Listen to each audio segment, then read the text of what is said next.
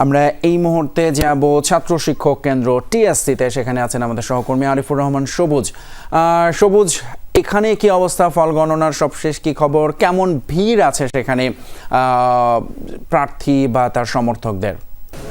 এখানে মূলত ভোটের যে গণনার কাজটি সেটি এখনো পর্যন্ত চলছে এবং আমরা ভেতর থেকে কয়েকজনের সঙ্গে কথা বলে যতটুকু জানতে পেরেছি, এখন পর্যন্ত হল সংসদ এবং কেন্দ্রীয় সংসদ এখানে যেহেতু দুটি মেশিন গণনার কাজে ব্যবহার করা হচ্ছে এবং সেই হিসেবে দুটি অর্থাৎ কেন্দ্রীয় এবং হল সংসদ একই সঙ্গে গণনার কাজটি হচ্ছে এবং কয়েকজনের সঙ্গে যেটি কথা বলে জানতে পারলাম, তারা এই বিষয়টি বলার চেষ্টা করছেন যে এখন পর্যন্ত ছাত্রদল সমর্থিত যে প্রার্থী ভিপি প্রার্থী আবিদ এবং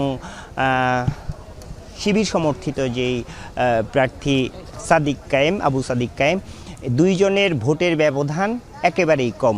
তবে কতক্ষণ নাগাদ আসলে শেষ হবে সেই জায়গাটি আসলে যার সঙ্গে আসলে আমার কথা হয়েছে তিনি নিশ্চিত করতে পারেননি এবং ভোটের ব্যবধান কতটুক বা কে এগিয়ে আছে, কী পরিমাণ ভোট পেয়েছে সেটিও তিনি নিশ্চিত করেননি। মূলত যেহেতু তাদের এই জায়গাটিতে অর্থাৎ এই জায়গাটিতে গোপনীয়তা বজায় রাখার একটি বিষয় রয়েছে, যারা ভিতরে কাজ করছেন তাদের ক্ষেত্রে সেই জায়গাটি তারা স্পষ্ট করেননি।